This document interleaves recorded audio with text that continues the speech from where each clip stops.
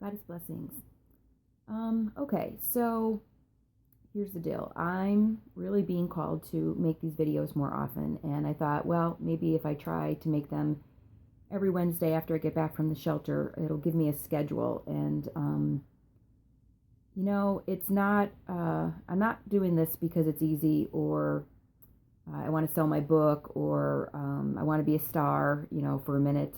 Um, it's actually a very nerve-wracking thing to do, to make a video like this and put it out there, wondering what people are thinking on the other side of the computer screen. And it's not something that I'm just doing and that I'm not doing with real people, because I do it every week at the shelter. And I do feel that I'm being called to get back to making these videos for women, because there's going to be a next step in my spiritual evolution that I might be possibly, don't hold me to this, but I'm really getting a calling that at some point I need to put together all of my curriculum that I've created for the shelter over the last 3 years and do some sort of retreats for women or women's circles. I really don't like making these videos, and I keep being told to make them.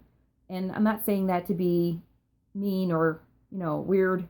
Why are you doing it if you don't like doing it?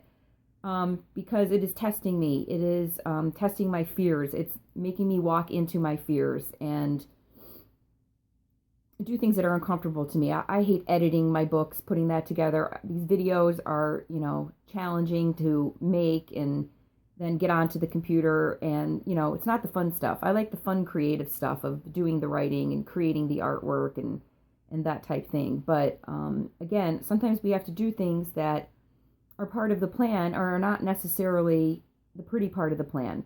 And that's how I look at this. Everything is leading us to something else, and we have to have faith in that little inner voice that keeps telling us to do this and do that and try this. And, the truth is that nothing is a failure, and everything happens for a reason. And when we fail at something or it doesn't work out, then it just says, okay, well, that wasn't the right way to go. Now let's try going in a different way. And eventually you find the path that you're supposed to be on. So as my very good friend Kylie told me once, you are not a failure unless you quit.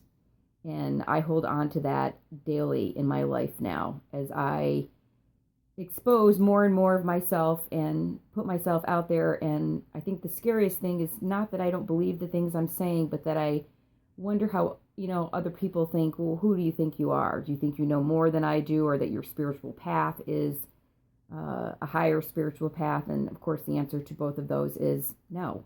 I am just sharing what I have been through in hopes that I reach one woman that it will put her on her own path. I'm not doing this to make money. There are people who make videos and ask for money for it. I'm not saying that's bad. I don't do it. This is part of my giving back to other women, as my going to the shelter every week is too. And it's really important in life to face our fears, and especially when it's something like spirituality. Nobody likes to talk about spirituality and politics and sexuality and how much money you make. I learned that the hard way. Don't ever tell anybody how much money you make. But sometimes those things, I'm being glib, of course, but sometimes those things we have to break the barriers and say, no, this is something I need to talk about, because there's something in here in my experience that may open something up for somebody else. So again, I feel that the making of the videos is helping train me to also do better at, I can watch them back and I can get an understanding of, what was I trying to say? Am I making any sense?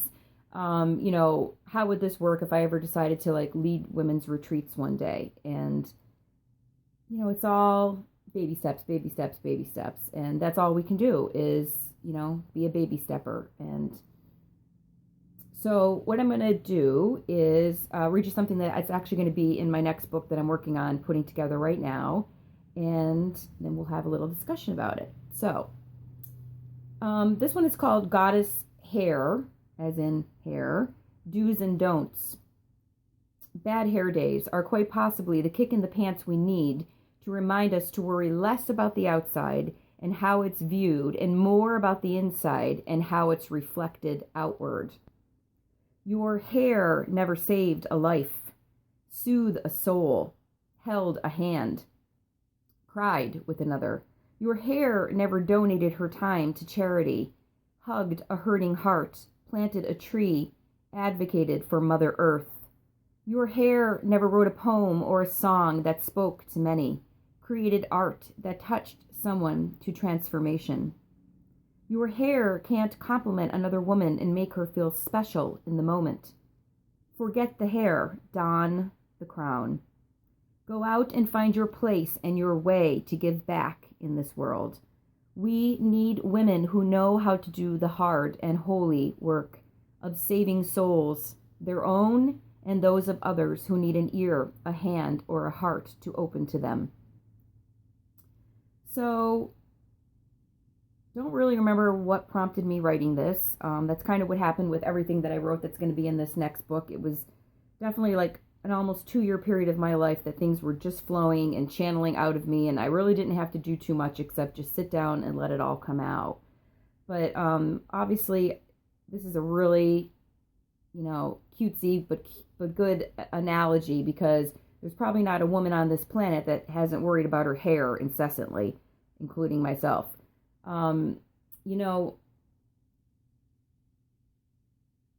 This is those moments when you look at something in a different way. And, I just remember one day thinking, like, all of the time that I, myself, as a woman, have spent worrying about my weight, my hair, my outfits, all these outward things. And I'm not putting that down. I believe that women should adorn themselves and beautify themselves and love themselves.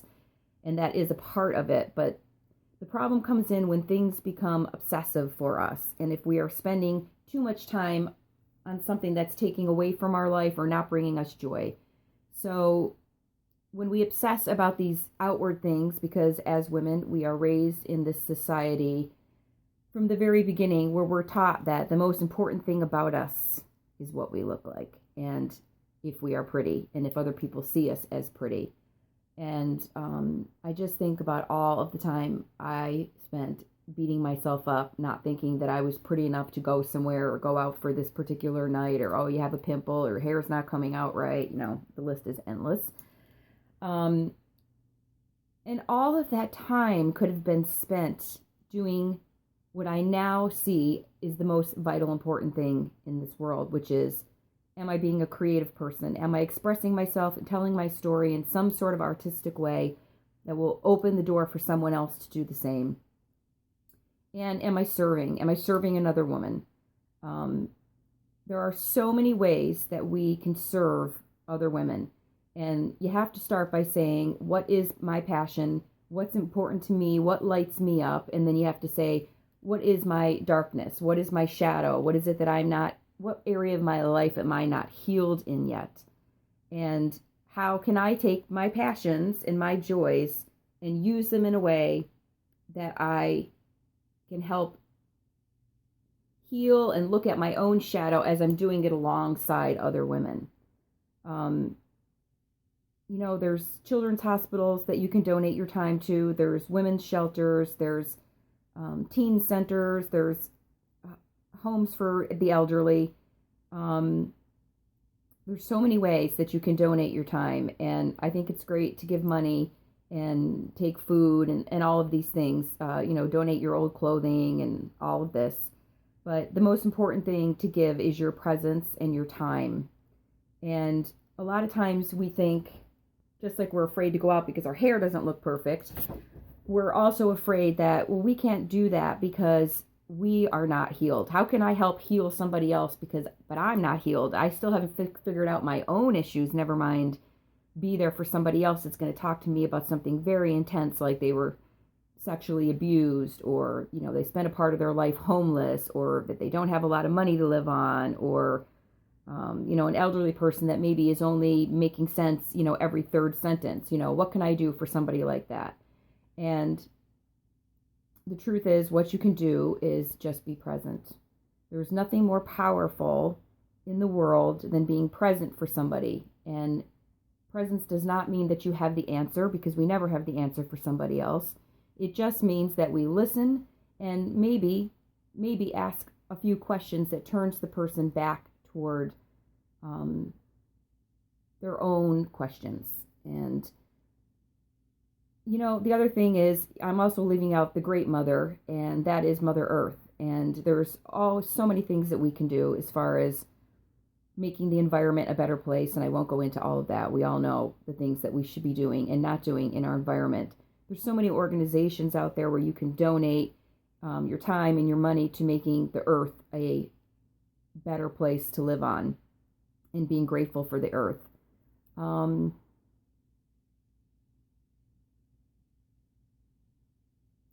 So let's stop trying to be perfect, and let's just do something to empower and lift up another woman today.